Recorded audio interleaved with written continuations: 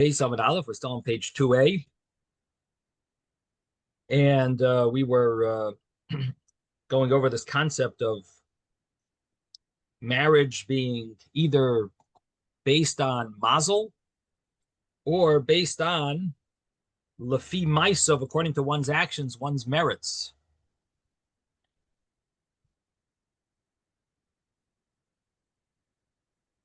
Tosfos asked an interesting question over here.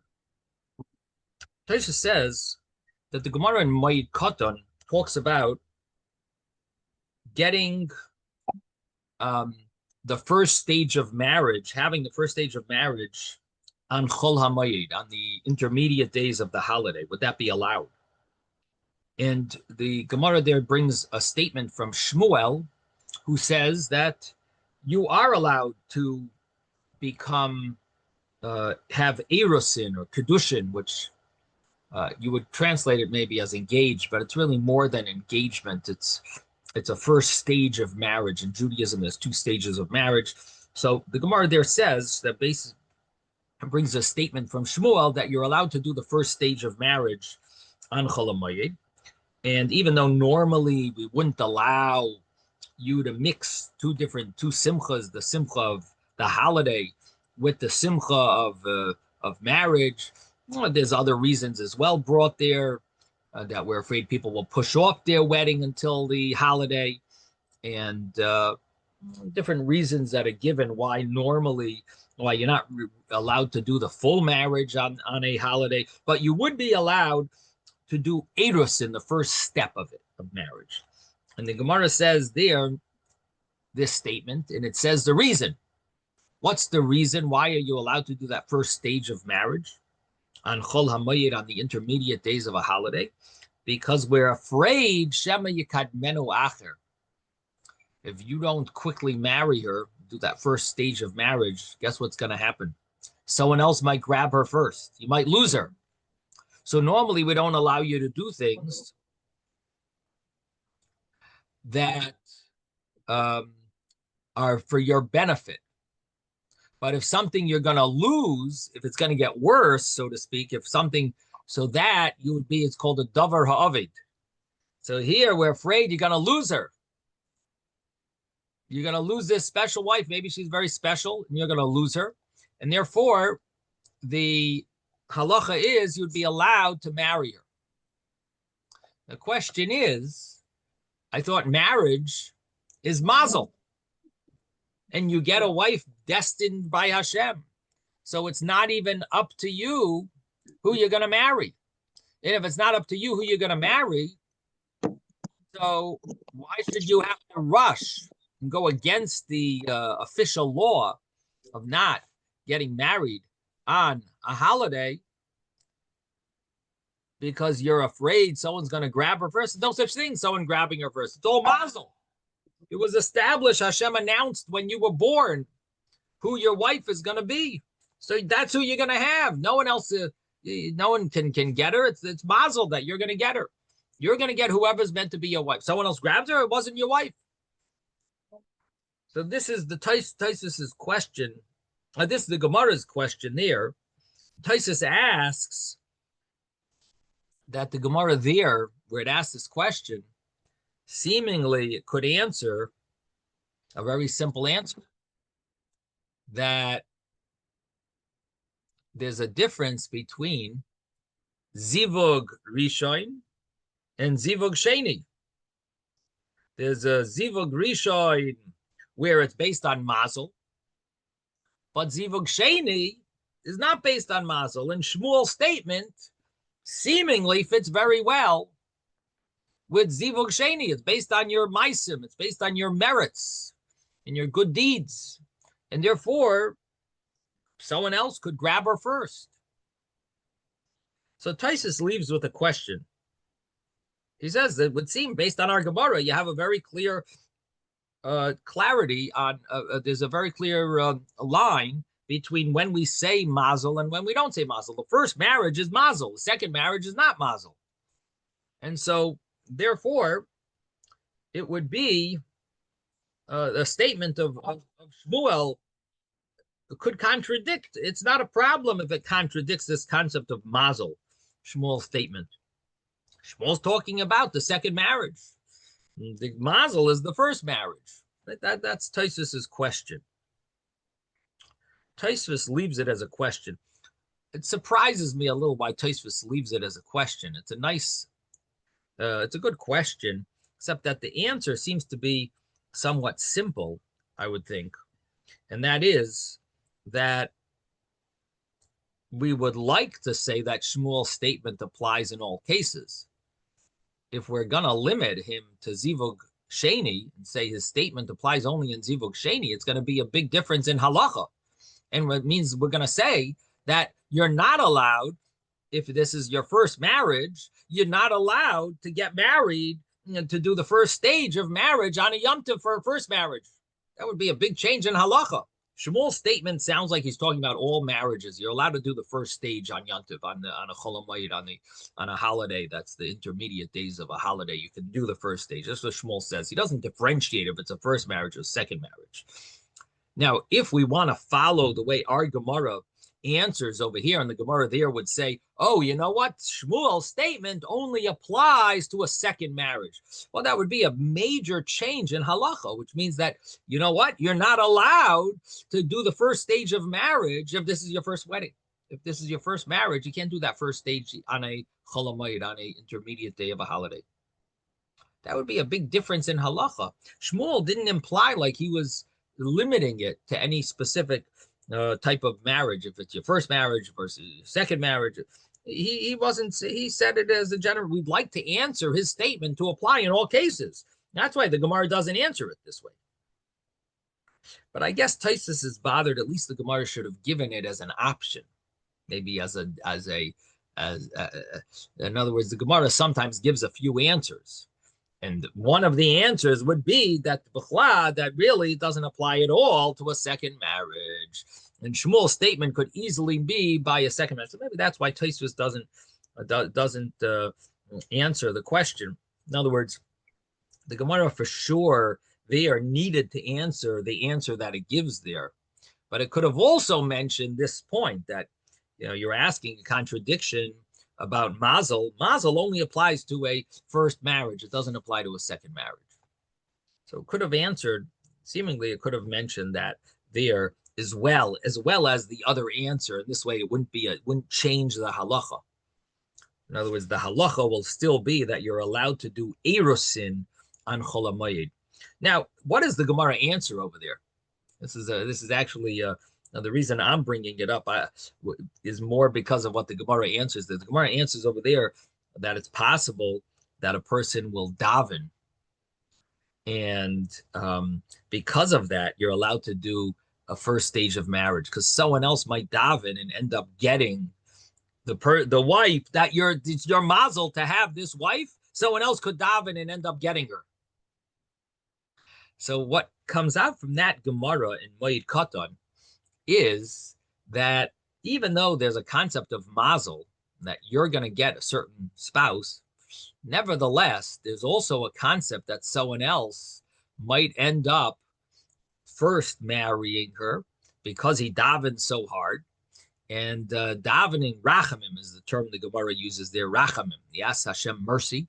And Hashem might have mercy and give that woman to some man who davened really hard, even though it's your mazel to get her, but someone else might get her first. And in the end, he'll pass away or they'll get divorced. And then you'll end up marrying her. And in order not to have that happen, that therefore you're allowed to marry her, at least the first stage of marriage, erusin, which is also called kiddushin. The first stage of marriage could be done even on a intermediate days of the holiday. So that's the Gemara there, but it gives us another element to this concept of mazel, that mazel is not as absolute as it seems. There's also, even if there's mazel to first marriage, it still doesn't mean that she might not end up marrying someone else first and end up something happen, and all because someone davened hard, and they end up and in the end you'll have your mazel, but doesn't mean that no one else could first grab her. Someone else might get her first, and therefore the Gemara there says that you're allowed to do erusin on Chol Hamoyed.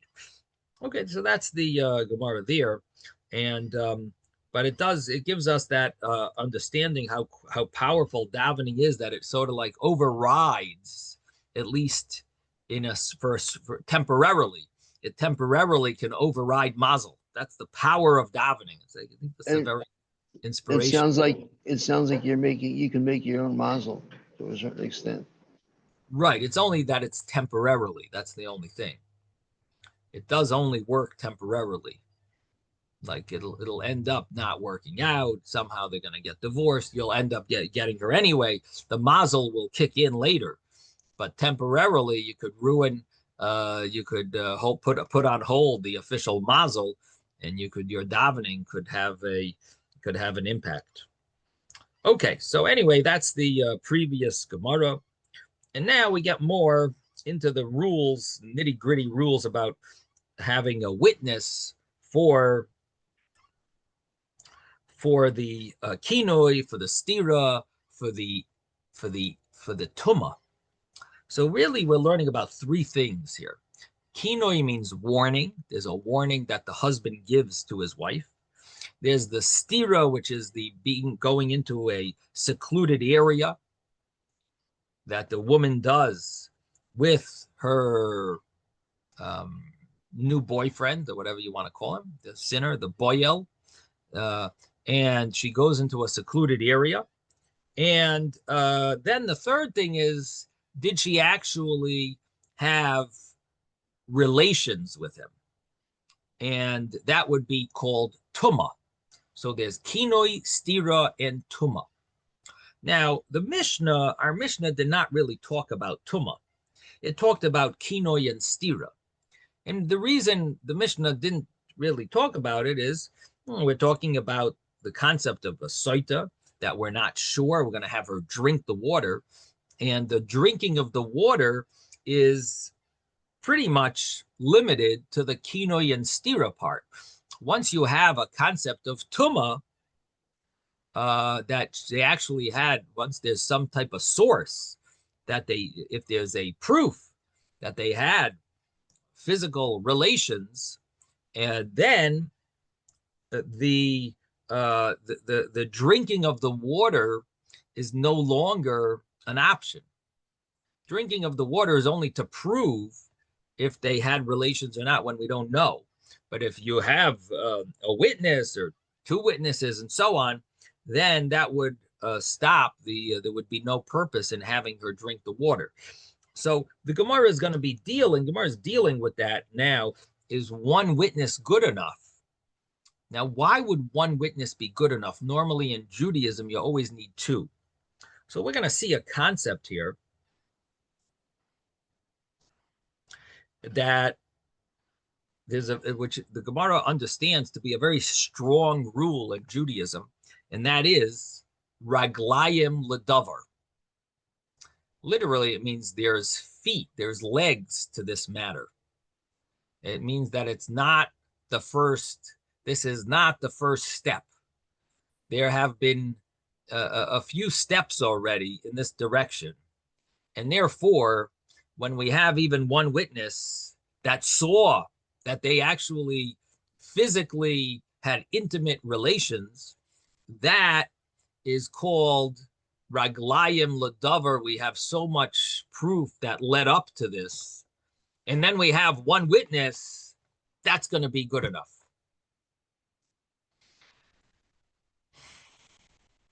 And that's considered a very, it's of course a chidush. It's an innovative law that we might not have thought of initially, because normally in Judaism, one witness is very limited what they can do. They can cause you to make a vow, maybe in a monetary case, the monetary laws, of course, complex laws, but there's cases where they could, they can't force you to pay, can force you to make a promise, maybe, in many cases.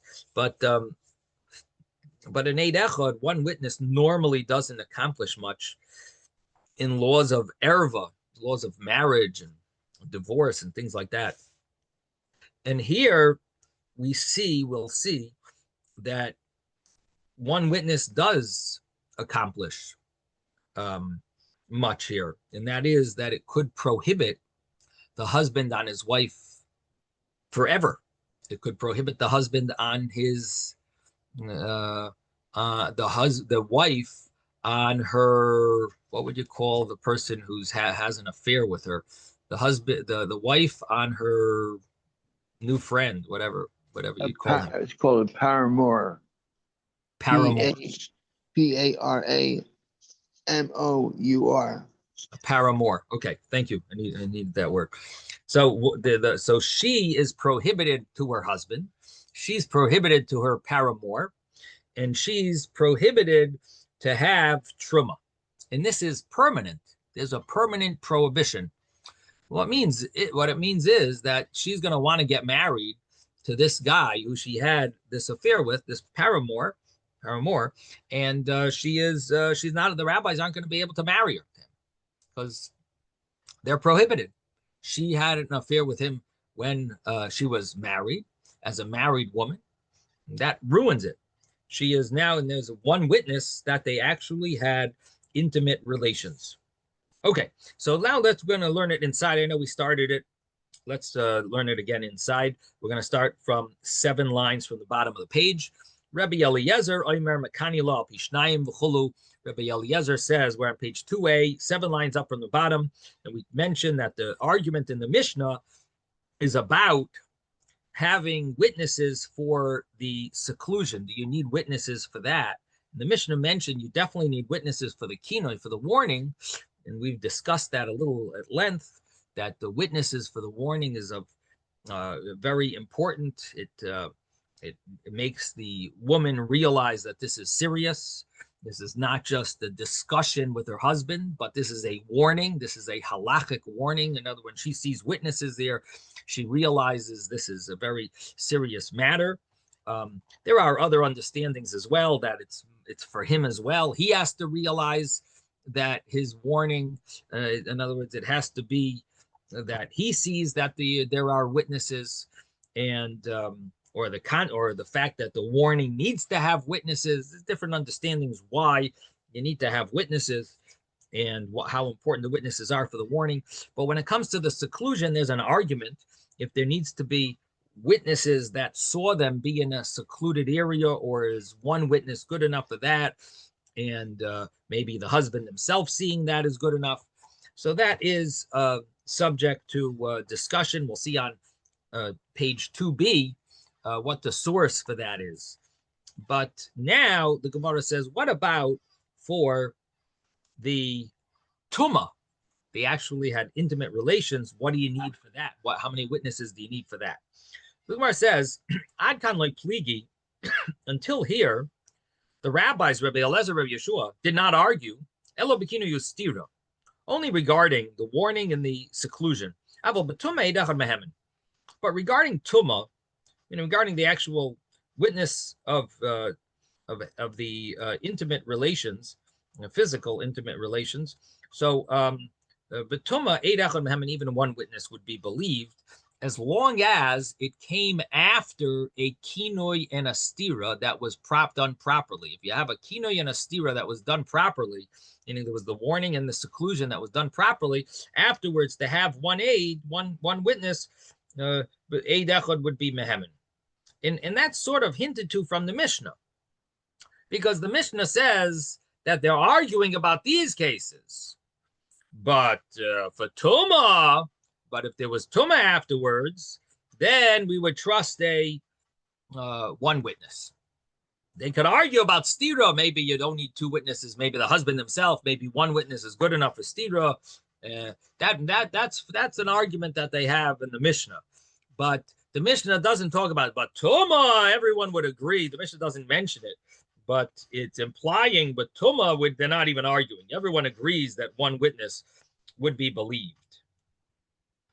And Taisvus asks, how do you know that? that everyone would agree that one witness would be good enough. Maybe we should say the opposite. They don't talk about Tuma because Tuma, everyone for sure holds you need two witnesses. This is going to be prohibiting her on her husband and on the person she's been hanging out with. This is going to prohibit her forever. For sure, you should need two witnesses.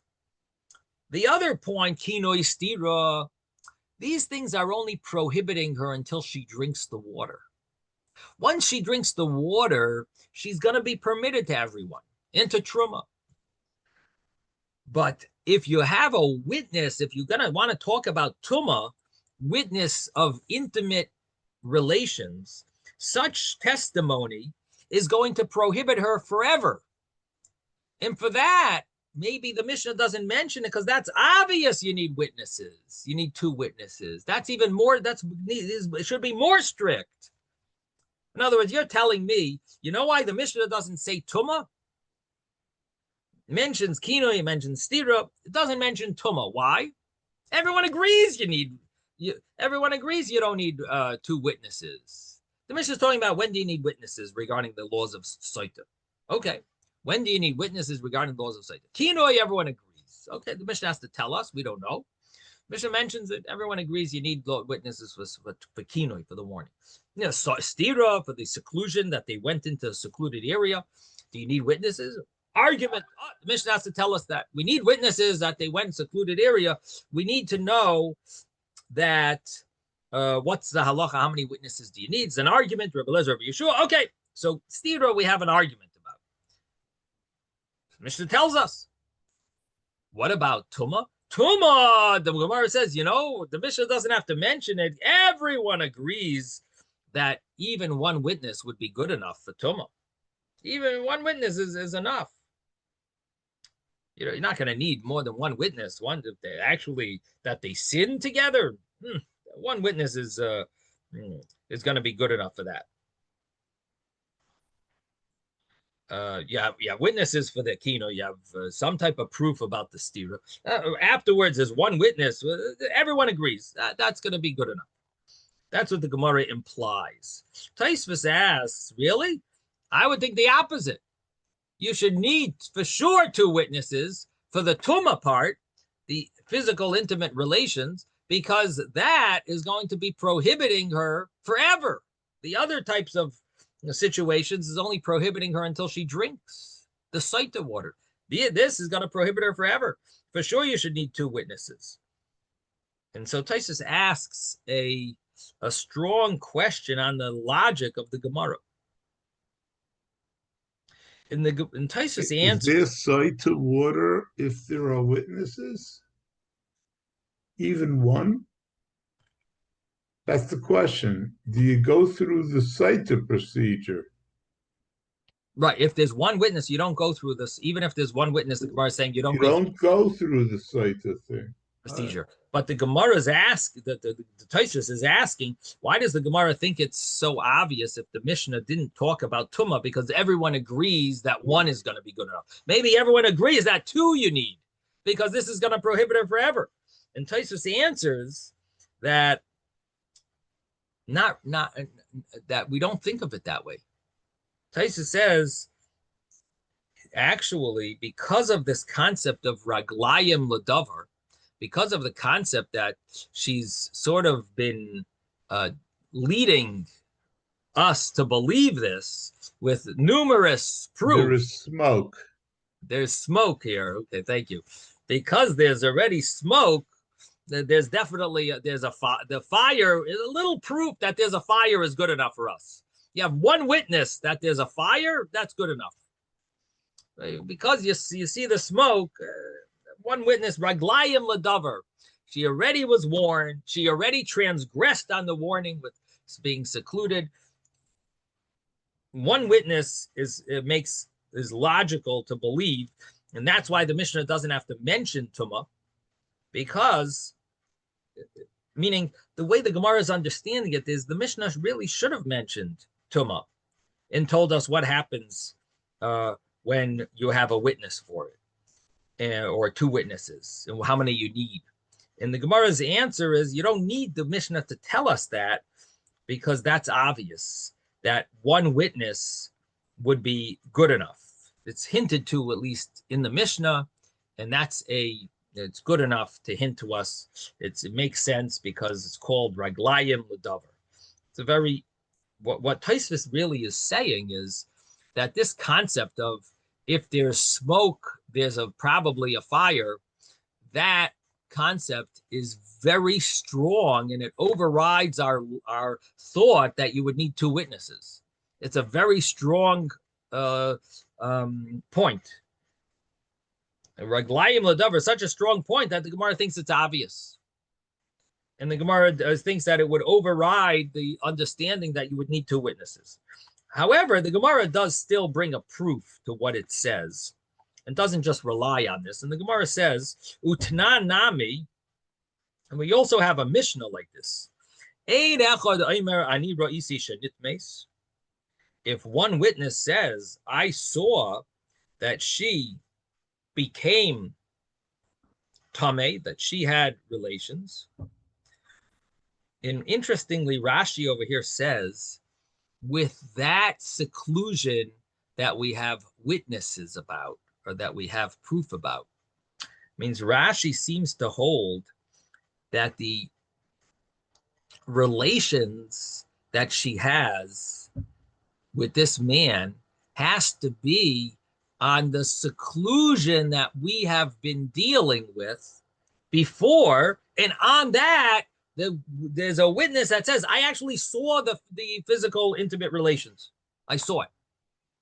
Now, it's not that maybe another time, a different time, a witness comes along and says, I saw her actually have physical intimate relations a different time. No, the testimony that you witnesses are talking about, that she went into a secluded area, on that, we have a witness that says, Shenitmes, on that stira, we are going to believe in one witness. Ani reisi shenitmes, I saw that she became tameh. At that time, loy haisa shaisa, she does not drink the Sota water. She is now prohibited, and she loses her ksuba. She is no longer eligible to claim, well, you want to divorce me, pay me the ksuba, what you agreed to. No, you transgressed the ksuba yourself. You're getting divorced not because I want to divorce you, but because we can't stay married. You don't get paid. You don't get the payment of the ksuba. And so that is the statement over here from a Mishnah, which is teaching us the same law that we saw implied from our Mishnah. Our Mishnah hinted maybe to it, and that Mishnah spells it out. The Gemara asks, from the Torah, how do you know that one witness is going to be trusted in such a case? The Tana Rabbanan, because rabbis taught in a brisa,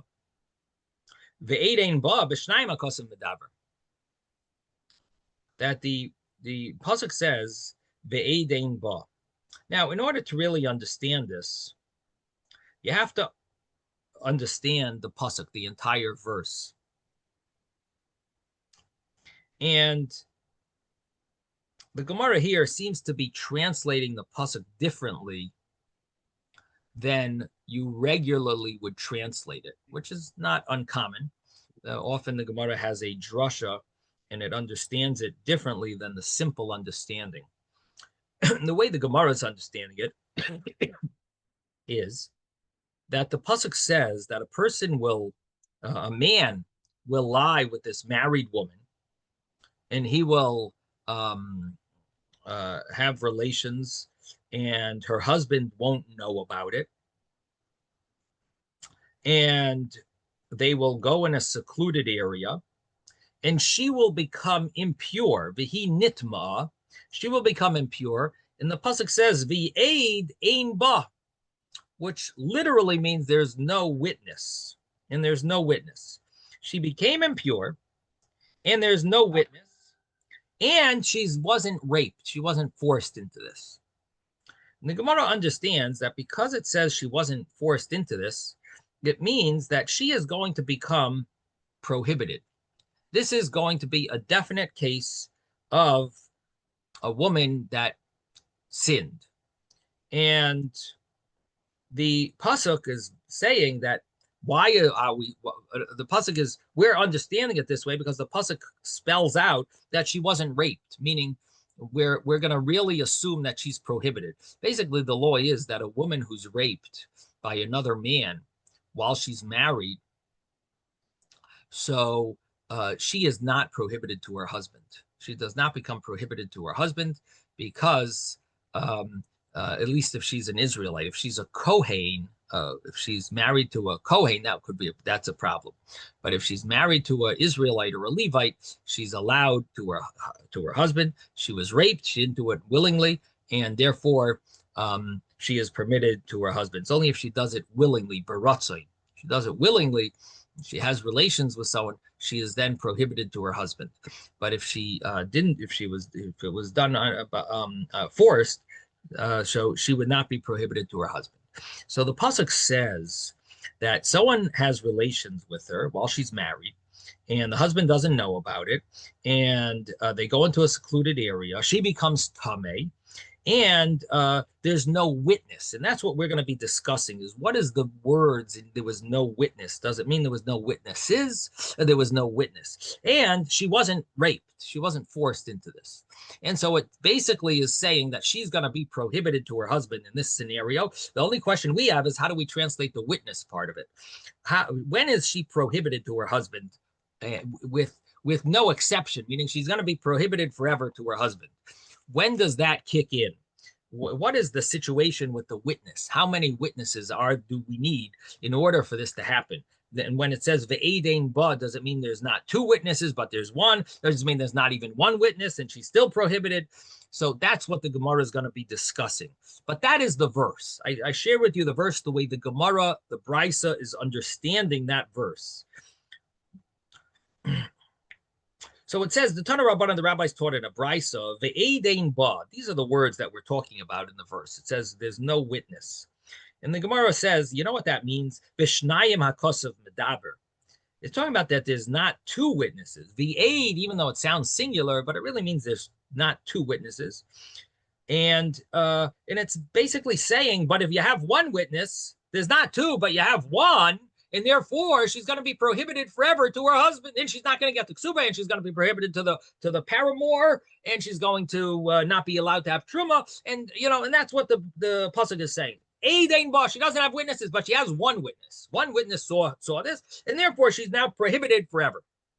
That's what the Gemara, that's what the Brisa understands. But the Brisa questions itself and says, well, maybe we're taking this too far and we're translating it wrong. Maybe it just means literally, well, Eidein ba, you don't have even one witness. Maybe that's what it means. There's no witness. And that's what it's saying. Not that one witness is believed. You don't have one witness. Eidein ba. Maybe it means that you don't even have one witness. And the Gemara is going to come and say, well, what does that mean? You don't even have one witness? Why is she prohibited? The Gemara will soon ask that. But the Gemara's questioning itself and saying, I mean, literally, the word aid means one. So it sounds like it's saying that there's not even one witness. We'll soon figure out how we would, how you would translate it this way. How would it fit? How would it flow? How would it flow if there's no witness that she sinned? So what are we going to do? Prohibit her from her husband? There's no witness. There's nothing. What are you prohibiting her for? It could be there was no sin that was done. And so we'll have to figure that out soon. In the meantime, we want to just translate the word right. And we're saying maybe aid ein ba means that there's not even one witness. So the Gemara says, we have another verse. The pasuk says that one witness is not trusted about a person. And this teaches us a law. Mimashma, now we turn the page. Mimashma shenemar lo yokem eid be'ish. Since it says that a witness is not trusted in a person, if it would just say, without saying the word echad, but it would just say the word aid, which is a singular word, wouldn't I automatically know that it's talking about one witness? So why does it say lo yakum aid echad bi'ish? Echad is so superfluous. Aid be'esh. Aid means a witness, and you can't trust a one person against their testimony against the person. You don't trust one witness against with their testimony against someone, and that's what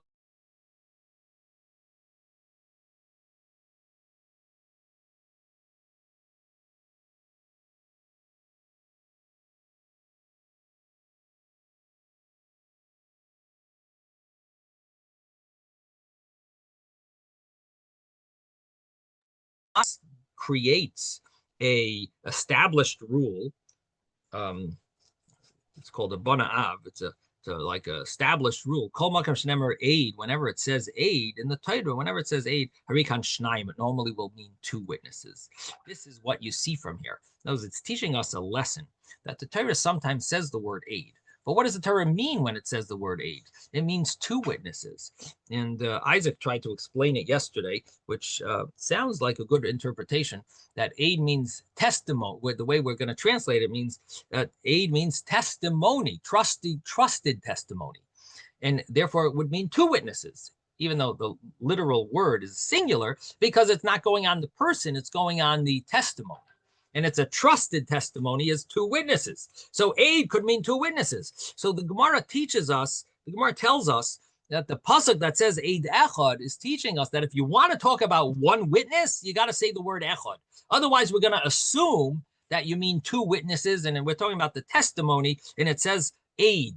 It would always mean two witnesses. It would mean a trusted testimony, acceptable, authoritative testimony. And that would be with the word aid. And if it says aid echad, then we'll know you mean one witness. But otherwise, we're going to assume you always mean two, because in Judaism we always assume you need two witnesses, and this is like a basis for that. So this is what the Gemara tells us, that whenever it says aid, it means shnayim, two. Ad shivra lecha kosav echad, unless the pasuk clarifies that it means aid echad, it would say it. V'amar Rachmana trei les ba el echad. So the Torah here tells us, in the case of Sota, that v'aid ein ba, and aid ein ba means not that there's not one witness, it means that there's not two witnesses, but you do have one. Elachad, trei las ba, you don't have two witnesses, elachad, but you have one witness that saw the physical, intimate relations. V'hiloi nispasin, she wasn't raped, it was done willingly. And so this case will be asura, she will be prohibited forever to her husband and to her paramour. And so that's the understanding that the Gemara has. So we saw this hinted to in the Mishnah. We have another Mishnah that spells it out.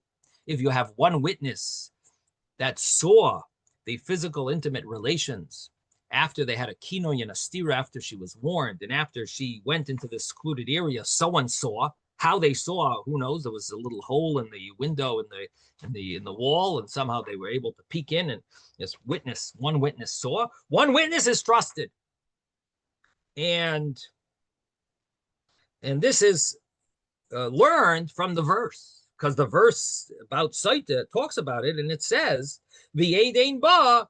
And there's not two witnesses, but you do have one. It's going to be trusted. That witness will be trusted. V'aid ein ba. Normally, of course, we normally think of two witnesses as a general rule in Torah, but here is an exception. It's v'aid ein ba. The Torah says you don't have two, you have one. One witness is going to be acceptable. Now, the Gemara is bothered. Do we really need a pasuk for this? The reason why we're learning it this way is because we have a source, we have a proof. What's our proof?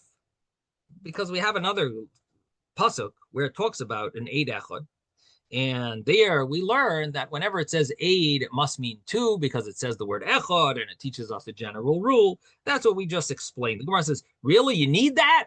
You need to tell me that? Isn't it obvious from this verse itself that the way we translated it is the correct translation? You don't need to bring me a proof from some other verse in another parsha. That's not necessary. if you want to translate this verse itself, you're going to have to translate it the way we translated it. You can't translate it any other way. So this is what the Gemara asks. Elataima d'chsiv. The reason that we're translating it this way is because d'chsiv lo yakom echad b'ish, because we have another verse, and the verse says that lo yakom echad b'ish, that that it says the word echad, and therefore we learn that whenever it says the word aid, it means two witnesses. We learn it from that verse. Halav hachi, if not so, hava amina aid de Sota chadu. If not for that verse, you're going to think and translate our verse about Sota, about a case of a woman who is disloyal. The case of Sota, you're going to translate the word aid in our verse to mean one. If not for that proof that you have from some other parsha that says aid and it means aid echad, it says aid echad, and we learned that aid means two. You need a proof from there. If not, you're going to say aid of Sota means one. The afilu chad leka ela b'may mitzra. How would you translate our verse if you're going to say that aid means one? What are you going to say? The aid ein ba. Let's translate the verse. This woman, she was disloyal to her husband. She lied with another man and had physical, intimate relations. And her husband didn't know about it. She went into a secluded area and she became tameh, it says. Ve'ed ein ba, and you're going to say it means, and there's not even one witness. Not even one witness. And she wasn't raped, and she's going to be prohibited forever. You don't even have one witness? What is our source to prohibit her? What are we going to use to prohibit her? So the Gemara asks this question. It says, how could you translate aid to mean there's not one witness? You have to say it means there's not two witnesses, but there's at least one witness. You're going to say there's not one witness? So ela b'may mitzra. So with what are you going to prohibit her from her husband? And from how could you say that there's not even one witness? You're going to translate it? The Gemara says, yeah, we could translate it that way. Not that, but not exactly the way we understood it. We're going to translate it slightly differently. What does the Gemara explain? What does the Gemara mean? It's still needed. You need to bring this other verse because you could have fit it in. You could fit this into the wording. It's still needed. Sal kadaita chamina. I would have thought to say that not that aid ein ba means you don't even have one witness. But what it means is aid ein ba means ein nemon ba. One witness is not trusted. Adika trey. Until you have two, you would need that there would be. I'm sorry, I think I skipped the line. One second. Let me go back. Ela b'may mitzra.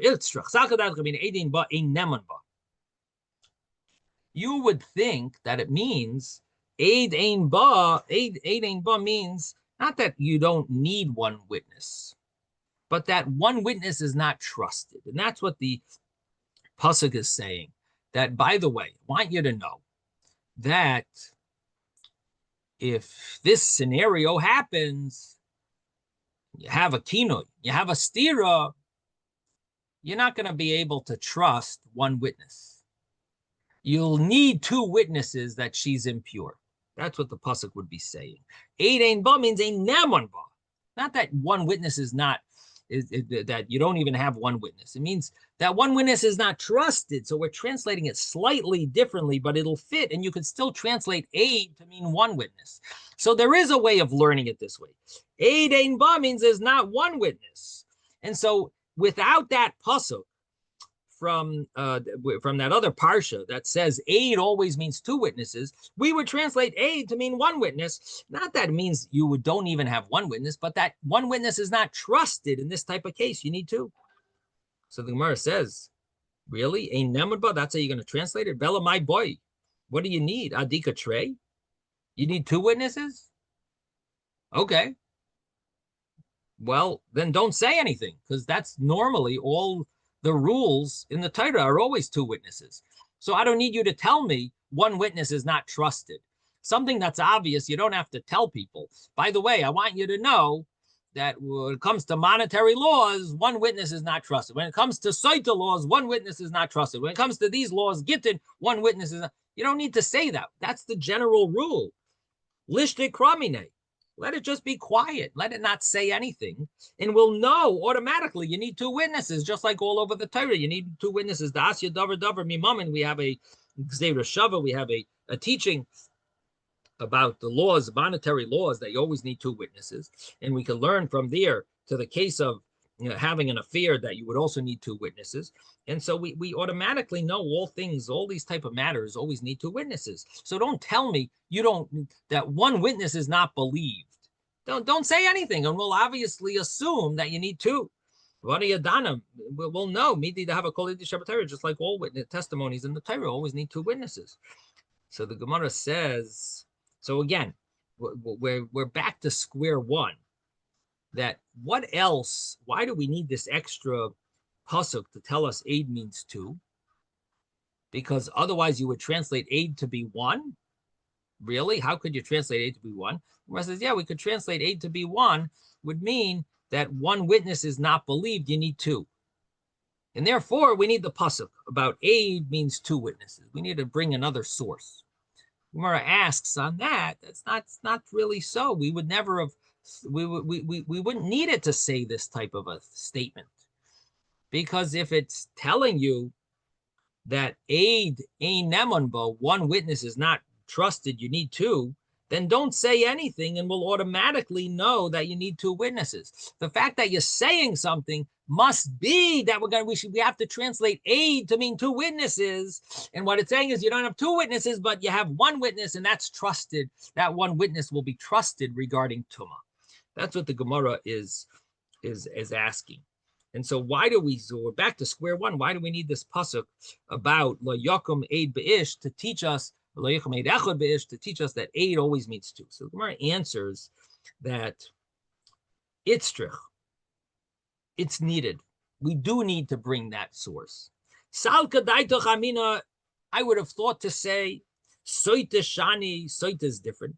The raglayim ladavar, because here we have this raglayim ladavar again, that there's smoke. If there's smoke, there's probably a fire. And so we have everything in this direction showing that there's something going on here. Something is brewing. Sharikinola, he warned her, Vinistara, and she transgressed the warning and she went into a secluded area. We should believe an Eid Echad. We should believe one witness. And so, because there's reason to believe one witness, the Torah has to go out of its way and tell us, guess what? One witness is not believed. Normally, you wouldn't need to say anything about one witness because there's a general rule in the whole Torah: one witness is worthless. Zero.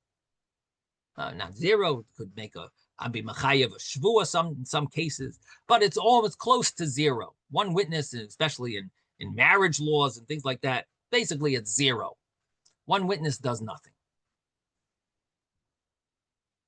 So the Gemara says, yeah, but here it's Sota. Sota, there might be a reason to say that one witness is worth something because you have Raglayim Ladavar, you have a Kinoi and a Stira, you have everything leading up to this. Maybe one witness would be accepted. This would be unique. And therefore, the Torah has to come on to say that one witness is not believed. And so maybe that's the meaning. That it means that aid, ein ba, means one witness is not believed. You need two. Maybe that's what it's saying. So the Gemara says, "Mi matzis amrit, the ein neman ba v'sharya." Would you want to translate the pasuk this way? And it would be saying that, and I want you to know, one witness is not believed, and therefore she would be permitted to her husband and to everything else. She's permitted. And that's what the pasuk is saying. You want to translate it that way?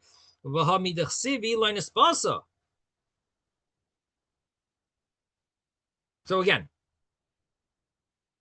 you would think that you could translate it this way, ve'edein ba. And therefore, that one witness is not believed, you would need two. And therefore, the Gemara said, that's why we need to bring a pasuk about Eid Echad B'ish. We need to bring a pasuk that Eid always means two, and therefore it means one witness is believed. That's what the Gemara's answer was. Gemara asks, no, but still not good, because you can't say it means one witness is not believed. That you would need two, because what that would mean is that the pasuk is telling you, by the way, she's permitted. But that doesn't fit with the flow of the verse. Since the pasuk is saying, and by the way, she wasn't raped, what it's saying is she's going to be prohibited. This case, she's prohibited because she wasn't raped. Obviously, we're talking about a case where she's prohibited, Michlal Dasura. Why would we be saying that she wasn't raped? It must be to say that this case is prohibited because she wasn't raped. That's the flow, is that we're saying she's prohibited. So because we see a flow here that she's prohibited, so obviously it's not telling us that one witness is not believed, and therefore she's permitted. The pasuk is trying to say she's prohibited. So the Gemara answers, yeah, it's I would have thought to say one witness, a neman ba, one witness is not believed until you have two, and even with two, you have to include it in the whole flow.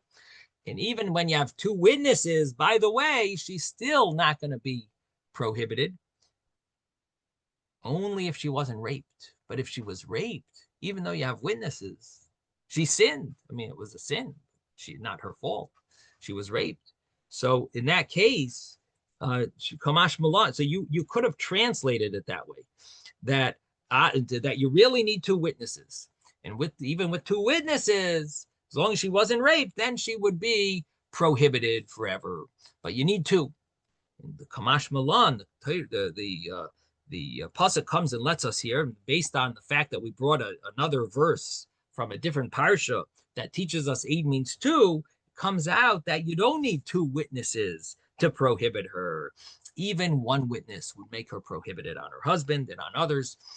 One witness would be good enough, because we have this source that Eid always means two, that you don't have two witnesses, but you do have one witness, and one witness will prohibit her.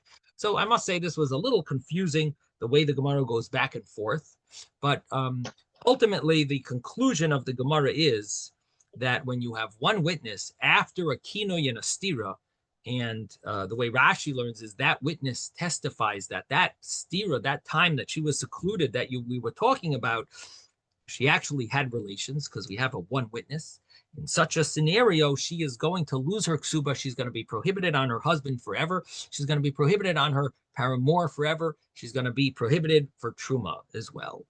And so these are all, this is what the pasuk is teaching us. And it was a little hinted to in the Mishnah, where everyone agrees about Tumah, one witness will be believed.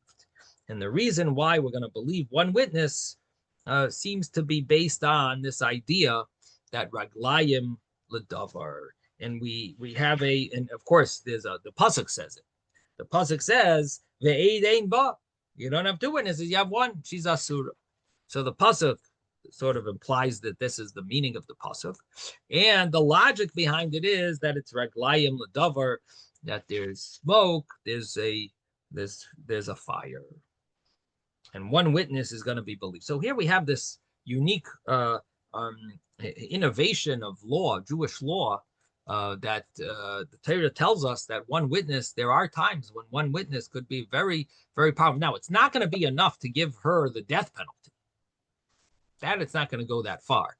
But it will be good enough to prohibit her on her, make her lose her ksuba, make her prohibited on her husband forever, and on her paramour forever, and to be prohibited to have truma, and ever, of course, marry a kohen, and so on, things like that. Okay.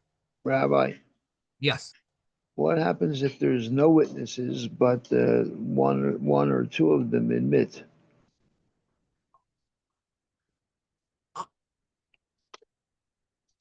You're asking a very good question. What happens if the husband If the What happens if husband knows, the the husband no, the husband doesn't know, there's no witnesses, but the woman and or the man admit.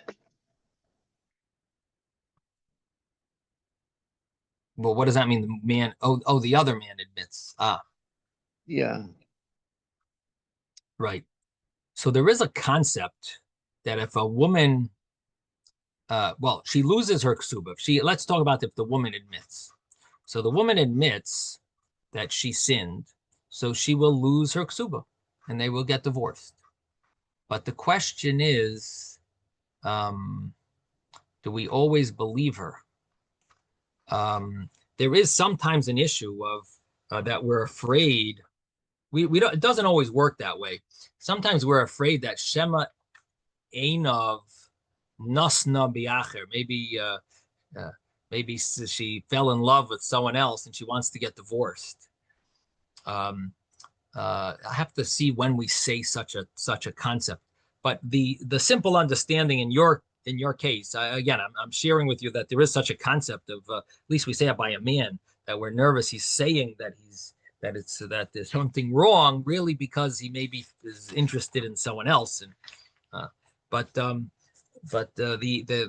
simple answer to your question is that we trust her to the extent that we will cause her to lose her ksuba. And of course, it's talked about much later. Of course, there's a lot of things that have to, these are discussions later. We try to get her to admit, and she won't have to drink the water. Bottom line is she won't have to drink the water. She admits. Okay, so that's the Gemara here, and now the Gemara gets a little easier, I think. So we're going to start. Oh, we have 2 minutes. Let's just start a little of the next piece. Rabbi Yeshua Aimer Mekani Law Pishnayim. Rabbi Yeshua says that Kinoi is with 2 witnesses, and Stira is also with 2 witnesses. My time at Rabbi Yeshua.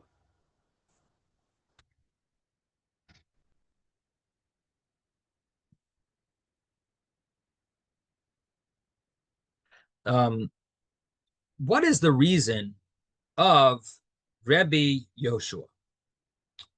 So the Gemara says the reason of Rabbi Yeshua is Amar Kra Ba, that it says the aid ein ba. In continuation to what we said earlier, that you don't have 2 witnesses, but you have 1 witness works for Tumah. Guess what? That only works for Tumah. According to Rabbi Yeshua, it does not work for Kinoi or for Stira. For both of those, you need full-fledged 2 witnesses. So the Gemara says, how does Rabbi Yeshua know this, that you need 2 full-fledged witnesses? So the Gemara says, because it says, Amar Kra Ba. Pasuk says Ba. Ba v'lai b'kinoi, ba v'lai b'stira. It says Ba, which says in the Tumah, in the actual physical intimate relations, that 1 witness would be good enough. In that it works, 1 witness, but other things it doesn't work. So it wouldn't work. So we translate it to mean, but in that it works to have 1 witness. But v'lai b'kinoi, but not with regard to the warning. Ba v'lai b'stira, ba in that it works. And regarding Tumah, having physical intimate relations, that the 1 witness will be trusted, but not with regard to the seclusion, that you need 2 proper witnesses. Rabbi Eliezer Aimer. Now Rabbi Eliezer says you need 2 proper witnesses for the warning, but you do not need 2 proper witnesses for the seclusion. Even 1 witness would be good enough. How does he learn? And the Gemara says he learns that from, it says, Rabbi Eliezer Aimer, ba v'lai b'kinoi. He says, it says ba, and the fact that the Torah says ba, and when regarding the Tumah, regarding the impurity, that ba, there is 1 witness is acceptable regarding the Tumah, the impurity. And that implies that for the warning, you need to have 2. That in it, it's acceptable to have 1 witness, but not regarding the warning. So the Gemara says, yeah, but what about the stira? The stira, the seclusion that you're accepting to have 1 witness. So the Gemara asks on him, how do you know to pick and choose this versus that? Maybe pick that versus this. The Ema the Gemara says, and say, Bavalei Bastira, that you should say that one witness works for Tuma, but it doesn't work for seclusion. Why do you say one witness is good enough for seclusion? You see that there's a pasuk that says for Tuma, one witness works, and it says in it, one witness works. It adds a word ba that says in this, one witness works. So it's excluding something else from this. This one witness will work. Something else, it won't work. You need two witnesses. What is that other thing that needs two witnesses? So Rabbi Eliezer says the other thing that needs two witnesses is the warning part, the kinoi. So the Gemara asks on him, how do you know to say that it's excluding the kinoi? Maybe it's excluding the other case of the stira. Maybe it means the seclusion witnesses. That is where it says that you need two. Maybe there you need two witnesses, not like you say, Rabbi Eliezer. And on that, the Gemara says, stira iskish latuma. There's a relationship between the seclusion and the actual physical intimate relations. And therefore, we're going to say if the Tumah is good enough with one witness, then the entering the secluded area is also good enough with one witness, because we have a connection there. And what is the connection? As it says, V'nistera v'hi nitma. The verse says she goes in seclusion and she becomes impure.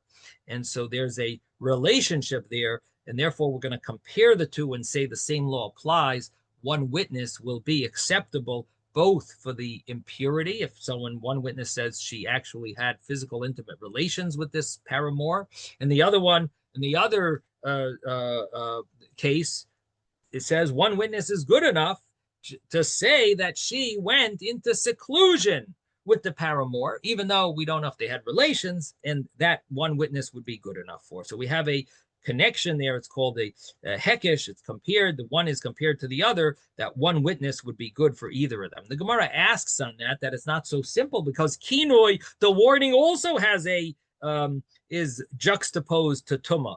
D'chsiv, as it says, v'kinei asishtoi v'hi nitma. He warns his wife and she became tameh.